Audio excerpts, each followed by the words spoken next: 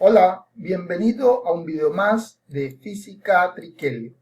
En esta oportunidad estaremos estudiando el flujo eléctrico. Básicamente, un flujo es algo que se transporta o se traslada de un lugar a otro. De tal manera que si vemos que se trasladan una serie de automóviles de un lugar a otro, estaríamos frente a un flujo vehicular.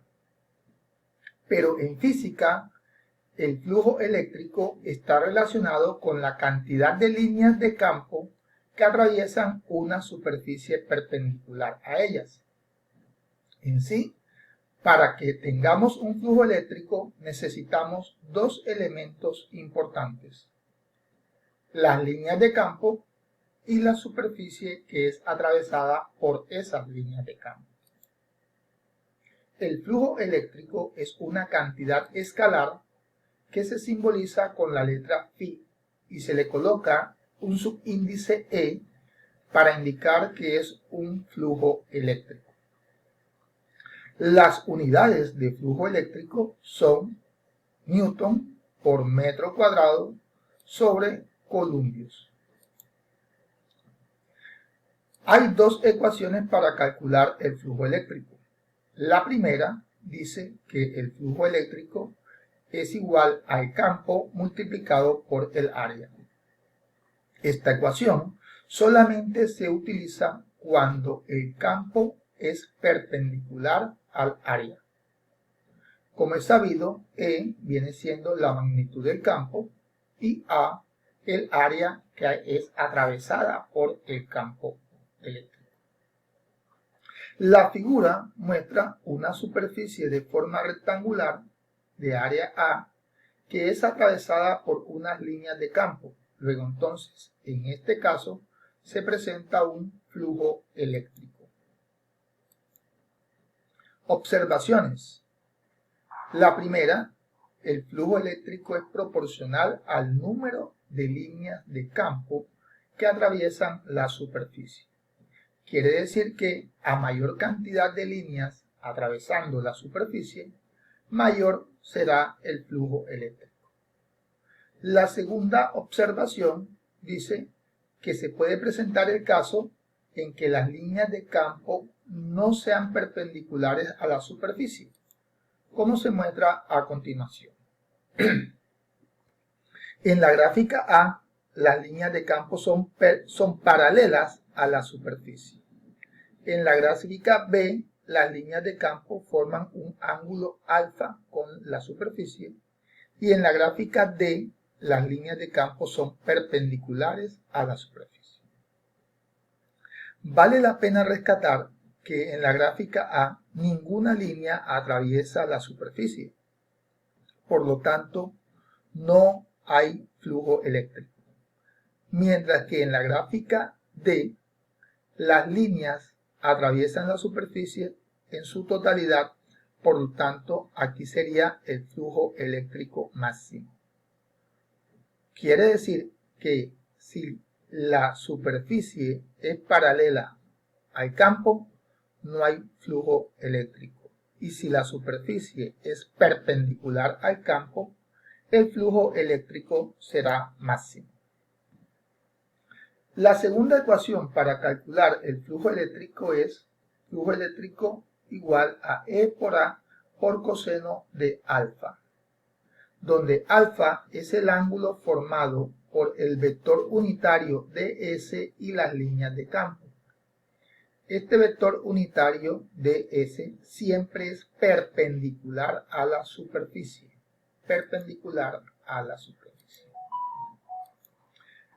Veamos qué es una superficie gaussiana. Básicamente, una superficie gaussiana es una línea cerrada que divide el espacio en una región interna dentro de y una región externa. Las superficies gaussianas no tienen forma definida, es decir, pueden tomar cualquier forma, regular o irregular. Una superficie gaussiana puede encerrar dentro una carga o simplemente no tiene ninguna carga en su interior. Observaciones. Cuando una superficie gaussiana tiene adentro una carga diferente de cero, si la carga es positiva, las líneas de campo salen de la superficie gaussiana y el flujo es positivo. Si la carga es negativa, las líneas de campo entran a la superficie gaussiana y el flujo es negativo. Si dentro de la superficie gaussiana la carga vale cero, simplemente no hay flujo. Y si la carga está fuera de la superficie gaussiana, tampoco habrá flujo.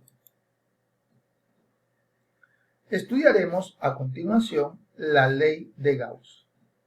Básicamente nos dice la ley de Gauss que el flujo eléctrico es igual a la carga interna, es decir, la carga que está dentro de la superficie gaussiana, dividida entre la permitividad eléctrica, la cual tiene un valor de 8.8542 por 10 a la menos 12 columbios cuadrados sobre Newton por metro cuadrado. Ejemplos de aplicación. Tenemos el siguiente ejemplo. En nuestro primer ejemplo nos hablan de una superficie rectangular que tiene de base 40 centímetros y 0.2 metros de altura. Además que se coloca dentro de un campo eléctrico de 200 newton sobre columbios. Determine el flujo eléctrico para cada una de las posiciones de la figura 2. Asuma que el ángulo alfa vale 60 grados para el caso B y 30 grados para el caso C. Veamos la figura 2.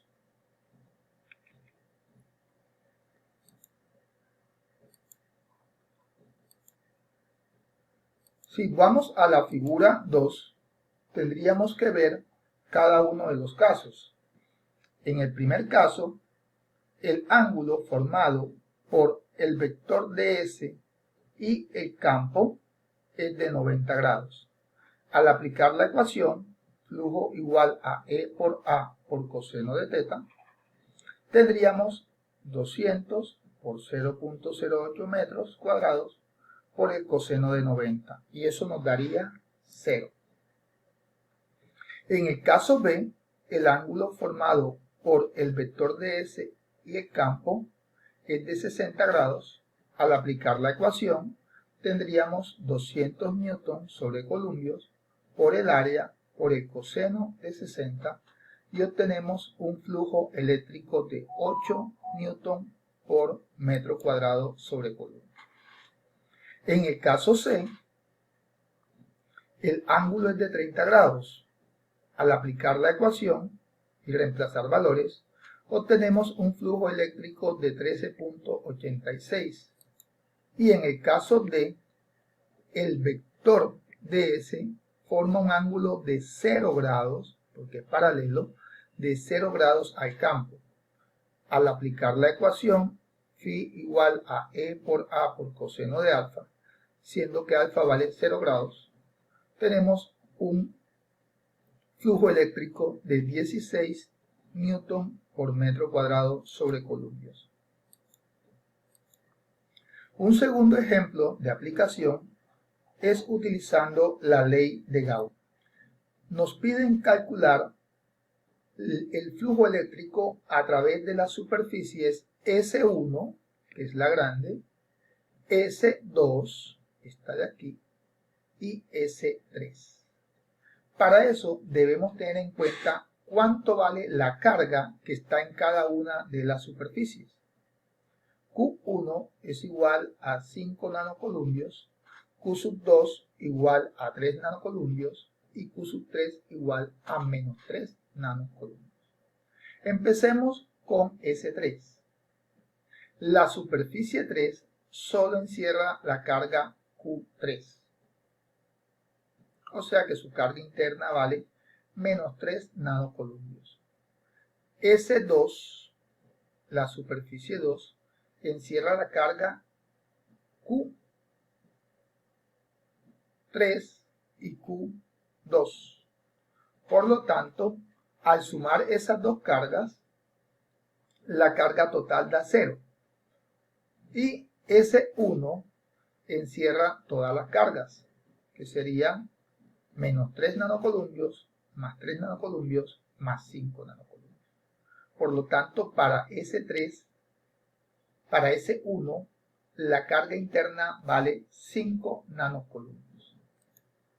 Si aplicamos la ley de Gauss en cada uno de los casos, tendríamos para S3 la carga interna vale menos 3 nanocolumbios.